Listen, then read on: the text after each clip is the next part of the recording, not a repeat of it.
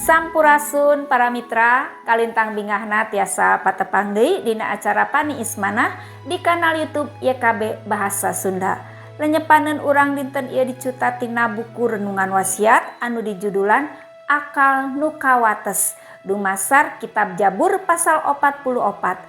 Sareng nas nu janten puseur panglenyepan urang nyaeta ayatna nu ka-24 anu ungelna kieu. Nun pangeran enggal tanghi kunaon kulem enggal sumping ulah tega kateterasan. Para mitra, ungkaban no reserve, no retreat, no regrets. Taya mandeg mayong, taya mundur, taya hanjakal. Saur bejamah ditimukeun dina kitab sucina William Whiting Borden. Taya buktos nu kiat ngeunaan hal ieu. Nanging naon anu dipilampah ku Borden teh memang tos ngainspirasi seueur jalmi. Anjeunna teh saurang nonoman nu sugih mukti berat beunghar lulusan ti Universitas Yale sareng Princeton. Dibarung ku pribadina nu matak pikaresepeun. Nanging anjeunna kersa kaluar tina zona nyamanna demi misi penginjilan.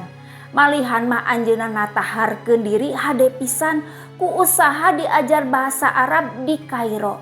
Nanging anjeunna pupus dina mangsa tataharna alatan katarajang meningitis. Yuswana nembe 25 tahun.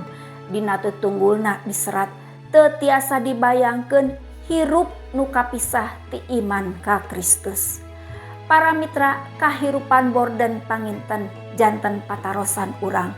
Estu sesah dipahamkeun yen Gusti nyandak mulang jalmi nu leres-leres hoyong ngawulaan ka mantena dina yuswana nu anom keneh pisan eta.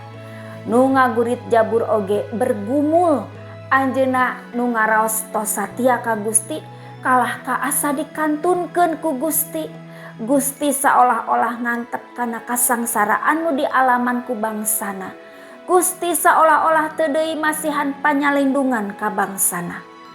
Na ieu teh hal nu mubadir dina nyiar ka nyaah Gusti sareng neneda upami pangalaman langsung mintonkeun Gusti nu teu tiasa dipiandel.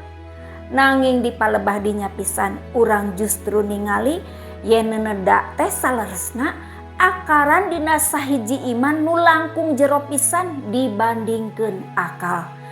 Para mitra, cara Allah memang pinuh misteri teu tiasa diteleuman, tapi urang sing tetep percanten ka mantena.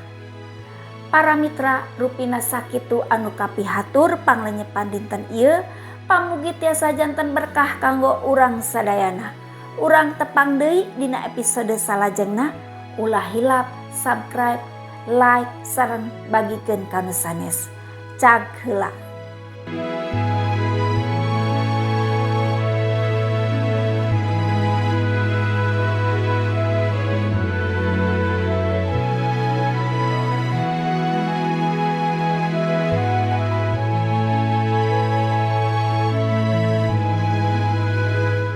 Sahabat, mari dukung pelayanan dan pekabaran Injil melalui YKB dengan membagikan link acara ini kepada sebanyak mungkin orang. Dukungan juga dapat saudara lakukan dengan mentransfer dukungan finansial ke rekening BCA ke nomor 450 305 2990 450 305 2990 atas nama Yayasan Komunikasi Bersama.